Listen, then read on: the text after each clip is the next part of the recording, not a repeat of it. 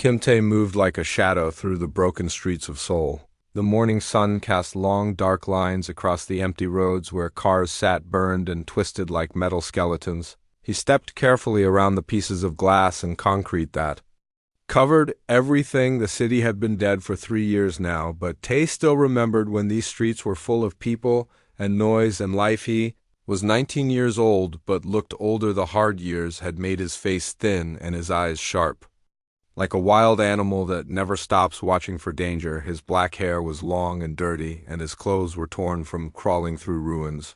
Every day looking for food and things to trade. Today he was hunting in the old market district where some cans of food might still be hidden under the fallen roofs. The purple-skinned Valorian soldiers did not come here much because there was nothing valuable left to steal. They had taken everything good years ago when they first came from space. To make Earth their slave world, Tae found a small shop that looked promising. The front wall had collapsed, but the back room was still standing. He squeezed through a gap in the rubble and used his flashlight to search through boxes and shelves. Most containers were empty, but behind a fallen shelf he found 3 cans of soup and a bottle of clean water. It was a good day. The soup would last him almost a week if he was careful, and the water was worth more than gold the Valorians had poisoned most of the rivers and lakes when they invaded, making clean water very hard to find. As Tae put the cans in his backpack, he heard a sound that made his blood freeze. It was the deep rumble of engines, but not the small patrol ships the Valorians used. This sound was much bigger and came from something massive in the sky. He crawled to a broken window and looked up. A ship was coming down from the clouds, and it was the largest thing Tae had ever seen. It was black and gold and covered with weapons that could destroy entire cities. The ship was longer than 10 football fields and made the air shake as it landed in the center of Seoul. This was not a Valorian ship. Tae knew all their designs from 3 years of hiding from them. This ship belonged to someone else, someone who might be even more dangerous. The ship touched down in what used to be the main square, crushing the broken fountain and the old monuments under its weight. Steam rose from its engines and strange lights flashed along its sides. Then a door opened in the bottom, and things came out. Tae had never seen creatures like these before. They walked on 2 legs, like humans, but they were much taller and stronger. Their skin was gray and covered with scales that looked like armor. They wore golden metal suits that made them look like ancient warriors, and each one carried weapons that glowed with blue energy.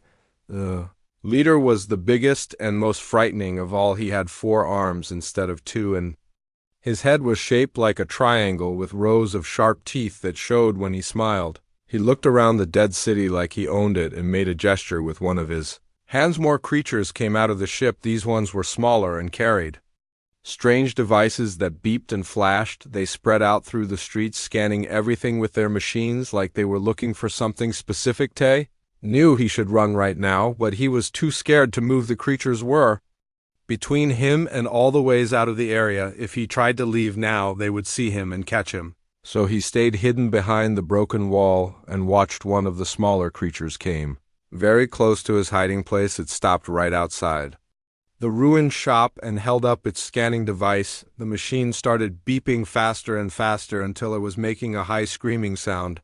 The creature called out in a language Tae did not understand, but its meaning was clear. It had found something. The 4-armed leader came running over and took the scanner. His triangle-shaped head turned toward the shop where Tae was hiding, and his teeth showed in what might have been a smile. He said something to the other creatures, and they all started moving toward the building. Tae did not wait to see what would happen. He jumped up and ran toward the back of the shop, looking for another way out. But the creatures were too fast. They moved like lightning, and before Tae could reach the back door, they were already surrounding the building. The 4-armed leader smashed through the front wall like it was made of paper. He was so tall he had to bend down to fit through the opening. When he saw Tae, he made a sound that might have been laughter. The leader held up the scanning device and pointed it at Tae. The machine went crazy with beeping and flashing lights. The leader looked at the display, and his smile got even bigger. He spoke in the alien language, but then switched to perfect English human. "Boy," the leader said in a voice like grinding stones, "you are very special, very rare. My name is Commander Vex, and you are coming with us." Tae tried to run, but there was nowhere to go. The other creatures had blocked every exit, and their weapons were pointed at him. He thought about fighting, but knew it would be useless. These beings could probably tear him apart with their bare hands. "What do you want?" Tay asked, trying to keep his voice steady. Commander Vex looked at the scanner again. 1 in 10 million, the commander said. "That is how rare you are, boy. Your genetic pattern shows you have something we need. Something that will make you a perfect fighter in our games. Tay repeated, not understanding. The commander grabbed Tay with two of his forearms, lifting him off the ground easily. "Yes, games, the most popular entertainment in the galaxy. Billions of beings watch fighters battle to death in our arenas, and you little human are going to be one of those fighters." Tay struggled, but the commander's grip was like iron. More creatures came into the shop carrying metal restraints and a device that looked like a collar. The collar went around Tay's neck, and immediately he felt weak and dizzy, like his strength was being drained away. "You cannot escape now," the commander said. "The collar prevents running and fighting until we reach the arena ship. Do not worry, boy. If you are strong enough, you might survive long enough to become famous." They dragged Tay out of the ruined shop and toward the massive ship. He saw other creatures bringing more prisoners from different parts of the city. Most were human, but some looked like they came from other worlds. There was a girl about his age, with short black hair, who looked like she had been fighting. There was an older man who walked like a soldier, and a boy who looked even younger than Tay. All the prisoners were loaded into a large metal room inside the ship. The walls were covered with small cages, barely big enough for one person.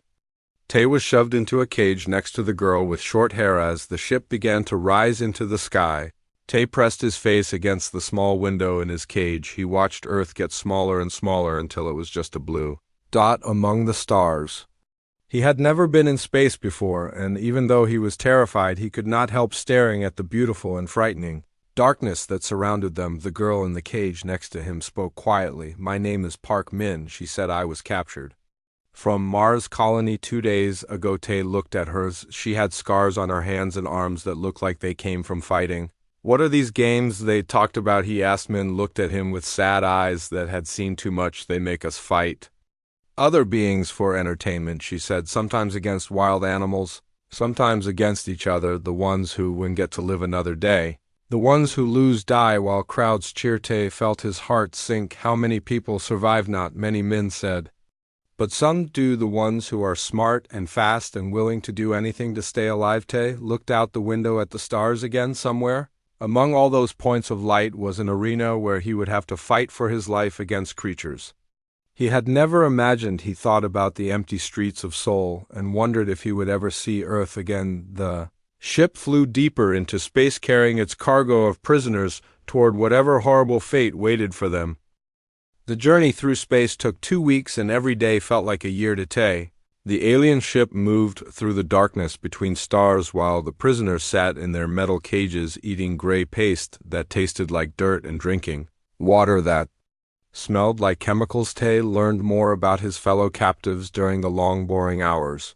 Park Min told him she had been living on Mars with her family when the Galactic Combat Federation raiders attacked her colony. They took only the young and strong people, leaving the children and elderly behind to die in the cage. Across from them was an older man named Lee Han, who had been captured from Earth 5 years earlier. Han was thin and covered with scars, but his eyes were still sharp and alert. He had survived longer in the arena than almost any other human, which made him valuable for advice. Han spoke quietly so the guards would not hear him. "Listen, boy," he said to Tay, "the arena is not just about fighting.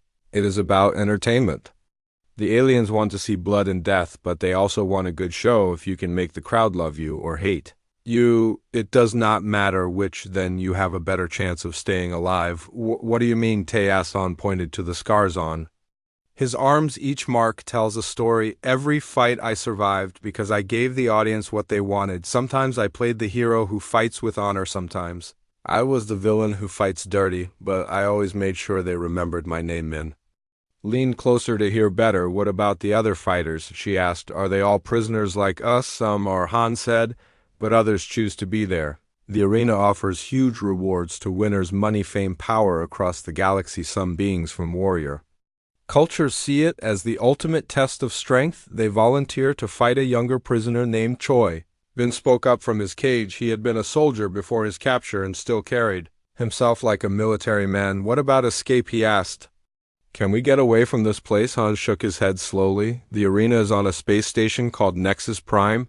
It is the size of a small moon and surrounded by weapons that can destroy entire fleets. Even if you could steal a ship, you would be dead. Before you got a mile away from the station, then how do we get out? Min asked. There's only one way. Han said, you fight until you become champion.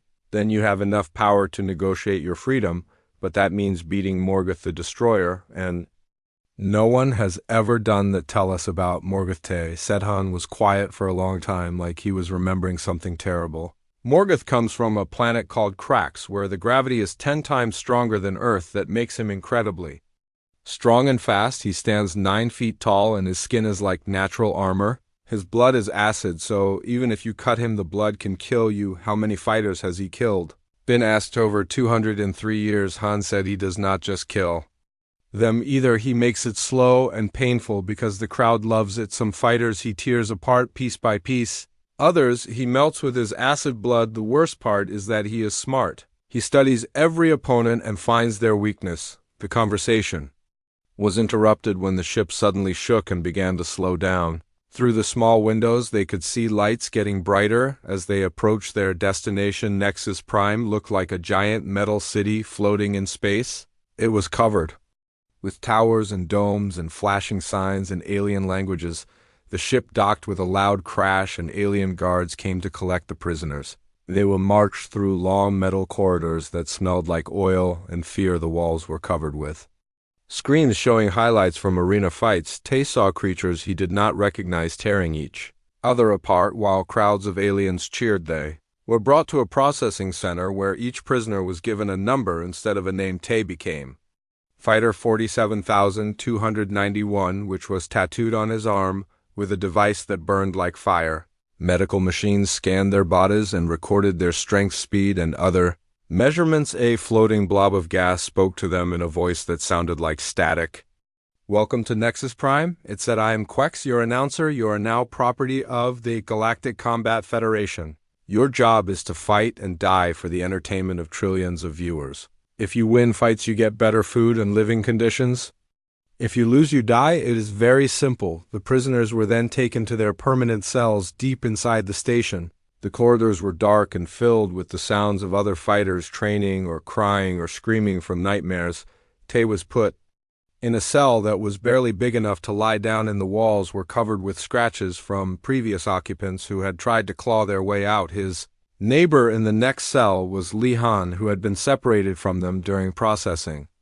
Han immediately began teaching Tay the rules of survival. Never show weakness to other fighters because they will use it against you. Never trust the guards because they enjoy watching prisoners suffer, and most important, never refuse to fight because the punishment is worse than death. What punishment? Tay asked. They put you in the zombie program, Han said quietly. They use machines to remove your mind and turn you into a walking corpse. Then they use you as a training dummy for other fighters. You stay alive, but you are not human anymore. That night Tay could not sleep. He listened to the sounds of the station around him. There were always fights happening somewhere, and he could hear the crowds cheering and booing. The arena never closed, and the entertainment never stopped. Through his cell wall he could hear other prisoners talking about their upcoming fights. Some were veterans who had been fighting for years. Others were new like him and scared of what would happen tomorrow. He heard someone crying in a cell nearby and someone else laughing like they had gone crazy. Min was in a cell somewhere close by, and sometimes he could hear her voice. She was talking to other female fighters about strategy and weapons. It sounded like she was already planning how to survive her first fight. A guard walked by carrying a list of tomorrow's matches. Tay heard his number called along with several others. Tomorrow he would face his first opponent in the arena. Tomorrow he would either kill another being or die himself. As he finally fell asleep, Tay thought about his old life in the ruins of Seoul. It seemed like paradise compared to this place. At least there he had been free to run and hide. Here there was nowhere to go except into the ring to fight for the entertainment of beings who saw him as nothing more than a toy. The last thing he heard before sleep took him was the sound of the crowd cheering for another death somewhere in the arena above his head. Soon it would be his turn to give them what they wanted. The morning of Tay's first fight came too soon. Guards dragged him from his cell before he was fully awake and pushed him through corridors filled with the smell of death and fear. Other prisoners were being moved to different parts of the station. Some going to fight, some going to die, some going to places he did not want to think about. They brought him to a preparation room where an alien doctor examined him like he was a piece of meat. The creature had too many eyes and hands that felt cold as ice. It gave him shots that made his muscles feel stronger and his mind sharper, but also made him feel sick and angry after the medical examination. They gave him basic armor that barely covered his chest and arms. The metal was thin and cheap, designed more for show than protection. They also gave him a choice of weapons, but all of them were old and damaged. He picked a simple knife because it felt familiar in his hand. Han appeared in the doorway between two guards. The older man had been given permission to give advice to new fighters because it made the fights more interesting. "Remember what I told you," he said quickly. "Give them a show, but stay alive. The crowd wants to see blood, but they also want to see skill before Tay could ask more questions." The guards pulled Han away and pushed Tay toward a metal door that led to the arena. The sound of the crowd grew louder as he got closer. It was like standing next to a waterfall of voices, all screaming for violence. The door opened and Tay stepped into hell. The arena was huge, bigger than any building he had ever seen. The floor was covered with sand that had been stained red from countless fights. Above him, rose walls packed with thousands of aliens, all screaming and waving their arms or tentacles or whatever they used for hands. Floating screens showed his face and information about him to the crowd. Most of the text was in alien languages, but he could see numbers that probably showed the odds of him surviving. The numbers were not good. The announcer Quex floated above the arena, speaking in multiple languages at once. Its gas body shifted colors as it got excited. "Welcome beings from across the galaxy to another thrilling match. Today we have a special treat, a human from the primitive world Earth facing the deadly Spine Ripper from planet Venomon." The other side of the arena, another door opened, and Tay's opponent came out. The Spine Ripper looked like a giant spider, but worse, it was the size of a small car with 8 legs that ended in metal claws. Its body was covered with spikes, and its multiple eyes glowed red in the arena lights. When it moved, it made a sound like breaking glass.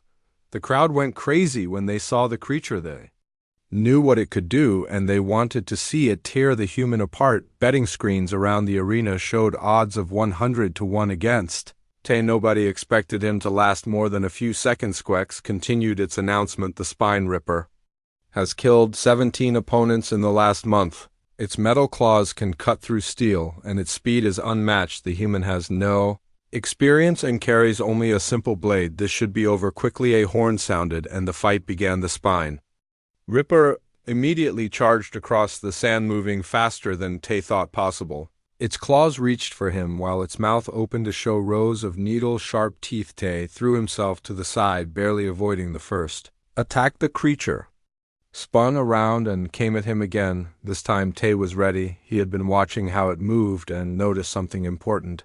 Every time the Spine Ripper prepared to attack, its body tensed in the same way. It was a tell that showed what it would do next. Tay began to use this knowledge to his advantage. When the creature's body tensed for a claw strike, he would dodge left. When it prepared to bite, he would roll right. The crowd started to notice that the human was not dying as quickly as expected, but dodging was not enough. The Spine Ripper was faster and stronger, and it was not getting tired. Tay needed to find a way to attack, or eventually it would catch him. His knife was too small to do serious damage to such a large creature unless he could find a weak spot. The creature reared up on its back legs, preparing for a massive strike that would crush Tay into the sand.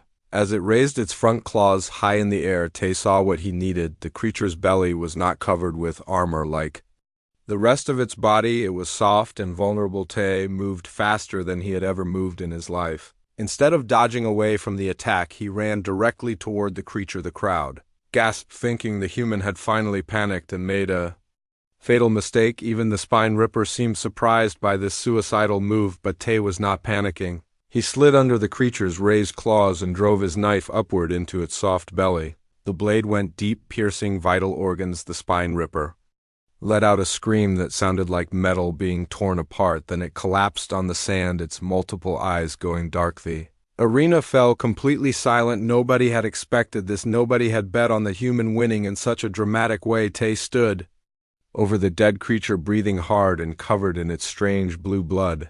Then the crowd exploded. The silence broke like a dam bursting, and thousands of voices screamed at once. Some aliens were cheering because they loved and upset, others were angry because they had lost money betting against him. The noise was so loud it made Tay's ears hurt. Quacks floated down closer to the arena floor. Amazing, it announced. Absolutely amazing. The human has defeated the Spine Ripper in under 3 minutes. This is why we love the arena, ladies and gentlemen. You never know what will happen. Guards came to escort Tay back to his cell, but before they reached the door, something unexpected happened. The crowd began chanting his number: 47291472291. 47,291. They had seen something they liked and they wanted more. Back in his cell, Han was waiting with a big smile on his scared face. That was beautiful, he said. You gave them exactly what they wanted, a weak opponent who turned out to be dangerous. The crowd loves that story. Tay sat down on his narrow bed, still shaking from the fight. I almost died, he said. But you did not, Han replied. And now you are no longer just another prisoner. You are a fighter with a reputation. That means better food, better equipment, and more interesting opponents, more dangerous opponents. Tay corrected. Han nodded. Yes, but also more chances to win. The arena owners want to make money from you now. They will not waste you on fights you cannot win, at least not yet. Through the walls, they could hear other fights happening and other prisoners being prepared for their turns in the sand. Tay wondered how many would survive their first fight and how many would end up as stains on the arena floor. But he had survived, and he had learned something important about himself. When his life was in danger, something inside him became calm and focused and deadly. It was like a part of him had been sleeping until the moment he needed to kill or be killed. As he fell asleep that night, Tay thought about the Spine Ripper's final moments and how it felt when his knife found its mark. He should have felt sick or guilty about taking a life, but instead he felt alive, more alive than he had ever felt before. Tomorrow there would be another fight and another chance to die, but tonight he was still breathing, and that was enough.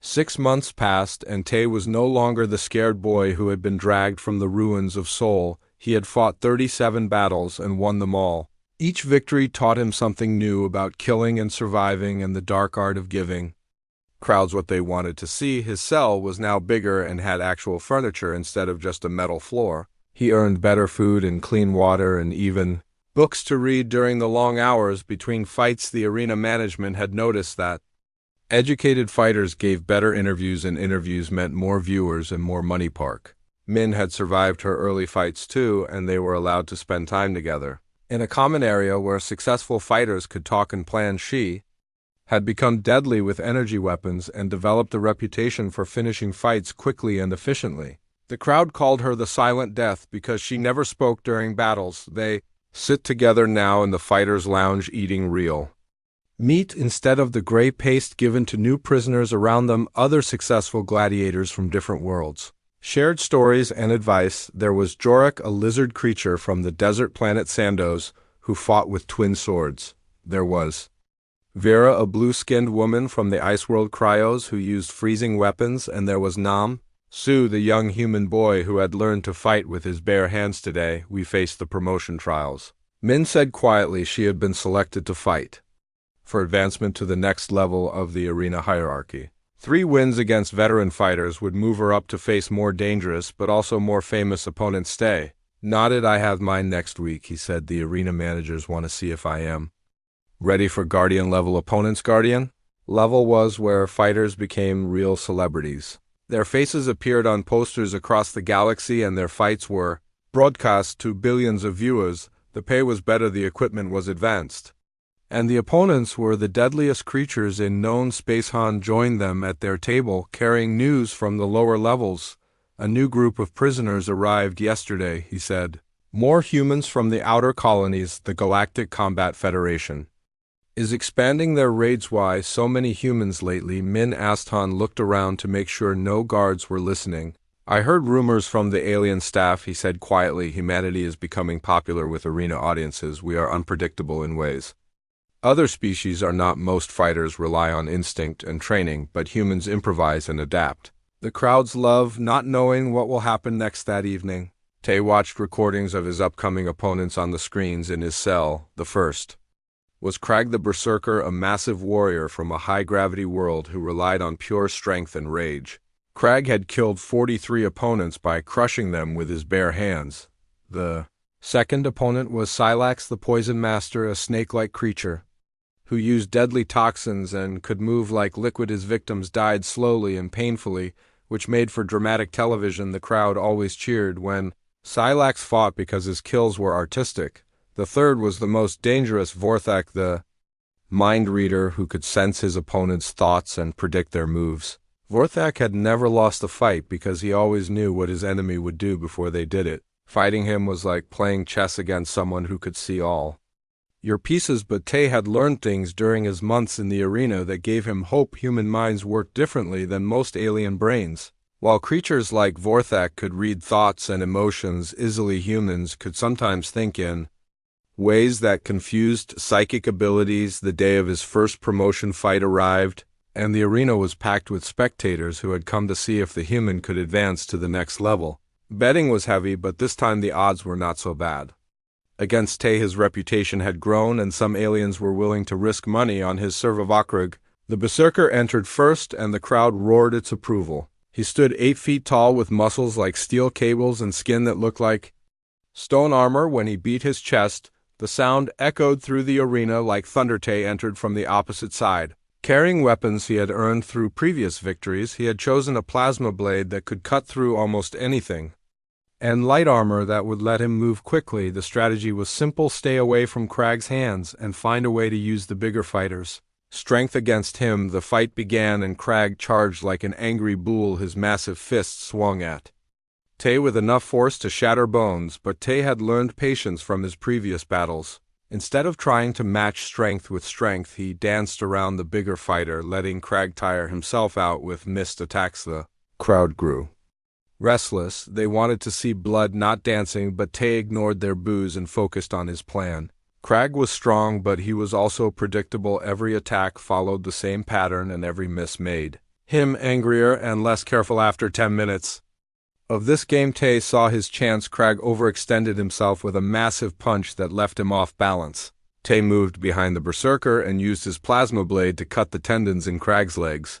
The big fighter collapsed, unable to stand, and Tay finished him quickly. The second fight against Silax was more difficult. The snake creature could change the shape of his body and attacked from angles that should have been impossible. His poison weapons filled the air with deadly clouds that burned Tay's lungs and made his vision blur. But humans had evolved on a world full of dangerous creatures, and Tay's ancestors had learned to survive by being clever rather than strong. He noticed that Silax always attacked from the shadows and always struck at the same body parts, so Tay began to wear fake armor that looked important but protected nothing vital. When Silax struck at what appeared to be a weak spot, he found only empty air and padding. Meanwhile, Tay had positioned his real weapons where the snake creature did not expect them. The fight ended when Silax bit what he thought was Tay's neck, but was actually a bundle of explosive devices. The third fight was the hardest because Vorthak could read minds,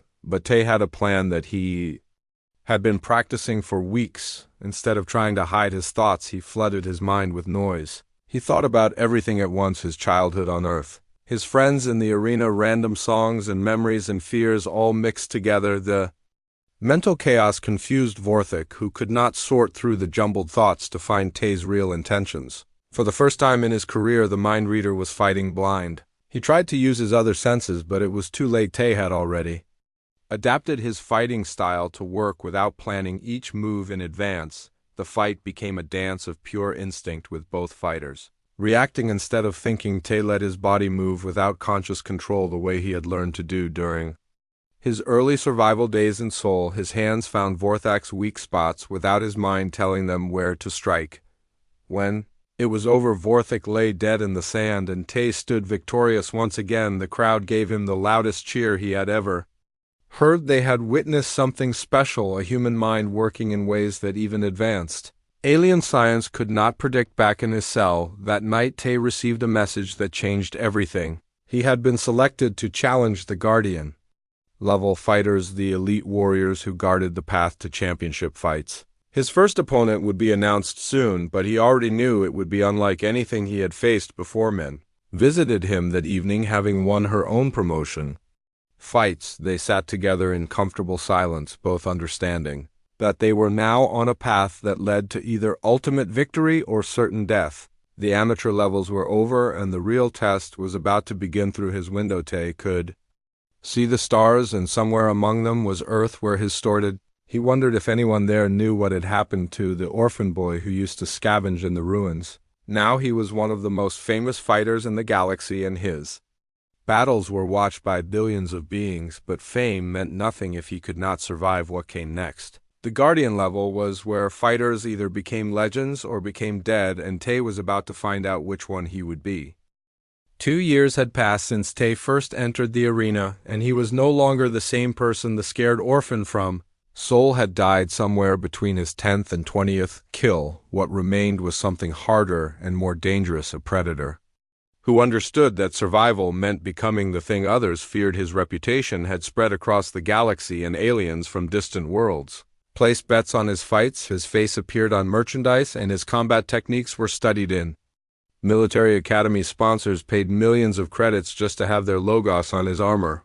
But Tay had not forgotten why he was here. Every night he dreamed of Earth and planned his escape. He knew that running was impossible. The space station was a fortress surrounded by weapons that could destroy fleets. The only path to freedom was through victory, and victory meant defeating Morgoth the Destroyer. To face the champion, Tay first had to defeat 3 Guardian-level fighters in a special tournament. These were not ordinary gladiators, but elite warriors who served as gatekeepers to the championship arena. Each Guardian represented a different type of ultimate combat skill, and each had never been beaten by a human. The first Guardian was Vextar, the Mind Killer, a psychic warrior whose abilities went far beyond simple thought reading. Vextar could invade an opponent's mind and turn their own memories against them. He could make fighters see their worst fears or relive their most painful moments until they went insane from terror. The fight took place in a special arena designed to amplify psychic energy. The walls were covered with crystals that made mental attacks stronger, and the air itself seemed to hum with invisible power. When Vextar entered, he did not carry any weapons because his mind was the only weapon he needed. Crowd fell unusually quiet as the 2 fighters faced each other. Psychic battles were different from physical ones, and spectators knew they might witness something that had never been seen before, a human mind facing the most powerful psychic warrior in the galaxy. The fight began, and immediately Tay felt Vextar trying to enter his thoughts. It was like having someone else inside his head, digging through his memories and emotions. The alien found images of Soul burning and used them to create visions of horror that filled Tay's sight. But Tay had learned something during his years of fighting. His mind was not like other species' brains. Humans had evolved to handle stress and trauma in ways that confused alien psychology. Instead of fighting the visions, he accepted them and let them pass through his consciousness like water. When Vextar tried to use Tay's fear against him, he found that the human had made friends with his fear. When the alien tried to paralyze him with painful memories, Tay turned those memories into fuel for his anger. The psychic attacks became weaker as Vextar's confusion grew. Then Tay did something no opponent had ever tried before. Instead of defending against the mind invasion, he opened his thoughts completely and invited Vextar deeper into his consciousness. The alien psychic rushed forward, expecting to find the core of Tay's mind and destroy it. What he found instead was chaos. Human thoughts moved in patterns that made no sense to alien logic. Tay's mind jumped between memories, emotions, plans, and random ideas so quickly that Vextar could not follow. The alien became lost in a maze of human consciousness that operated by rules he did not understand. While Vextar was trapped in Tay's mental landscape, Tay moved his body across the arena floor. His hands found the alien's throat and squeezed until the psychic attack stopped forever. The crowd erupted in amazement. They had just watched a human defeat the most powerful mind in the arena using pure mental chaos. The second Guardian was Corvex the Stormbringer, who controlled electricity and could move at superhuman speeds. This fight took place during an artificial thunderstorm, with lightning striking the arena floor every few seconds. The air crackled with energy, and the smell of ozone made breathing difficult. Corvex appeared as a blur of motion surrounded by electrical discharge. His attacks came as bolts of lightning that could fry a normal being instantly. He could also move so fast that he seemed to be in multiple places at once, making it impossible to predict where the next attack would come from, but speed was something. Tay understood he had spent years dodging alien patrols in Seoul and had learned to read the signs that showed where fast-moving enemies would strike next. Korvax might move like lightning, but he still had to obey the laws of physics. Tay began to use the storm itself as a weapon instead of trying to avoid the lightning strikes. He positioned himself so that the electrical blasts would interfere with Korvax's movements. When the Guardian tried to attack from the left, a lightning bolt would force him to dodge right exactly where Tay was waiting. The fight became a deadly dance, with both fighters using the chaotic energy of the storm. The crowd watched in amazement as the human seemed to predict not only his opponent's moves but also where the lightning would strike next. It was like watching someone control natural forces through pure skill. The end came when Korvax made a mistake. He tried to use a massive lightning bolt as a weapon, but Tay had positioned himself behind a metal conductor that redirected the electrical energy back at its source. The Guardian was destroyed by his own power while Tay stood unharmed in the eye of the artificial storm. The third Guardian was the most dangerous of all. Thane, the Undying, was a creature that could regenerate from any wound within seconds. Cutting off his arm would cause a new one to grow back. Piercing his heart would heal before the weapon could be withdrawn. He had fought for over a century without ever being truly injured. This fight took place in a standard arena, but with one difference: it had no time limit. Other Guardian battles ended quickly, but everyone knew this one might last for hours or even days. The crowd prepared for a marathon of violence unlike anything they had seen before. Thane entered carrying no weapons because he did not need them. His body was a weapon that could reshape itself to meet any threat. When Tay cut him, the wounds closed immediately. When Tay tried to break his bones, they healed stronger than before. For 6 hours, the two fighters battled across the arena floor. Tay tried every technique he had learned, but nothing could permanently damage his opponent. Meanwhile, Thane never got tired and never slowed down. His regeneration seemed unlimited and unstoppable, but Tay remembered something Han had taught him years ago. Every ability has a cost, and every power has a weakness. Regeneration required energy, and energy came from somewhere. Thane might heal from any wound, but he could not create matter from nothing. Tay changed his strategy. Instead of trying to kill Thane, he focused on making him heal as much as possible. Every cut, every break, every burn forced the creature's body to use energy to repair itself slowly. Thane's movements became less quick, and his healing became less perfect. The crowd began to understand what they were watching.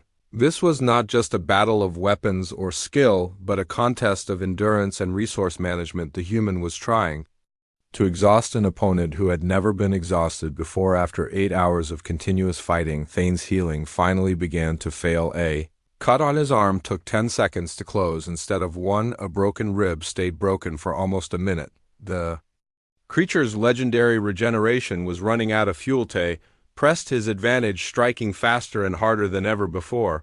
Each new wound stayed open longer than the last, until finally Thane could not heal at all. The Undying died like any normal creature. When his heart stopped beating, the arena exploded in noise that could be heard throughout the space station. 3 Guardian-level fighters had fallen to a human, and the impossible had become reality. Tay was now qualified to challenge Morgoth the Destroyer for the championship, but victory came with a price. As Tay celebrated his triumph, alien assassins were already planning his death. Powerful beings across the galaxy had lost fortunes betting against him, and they wanted revenge.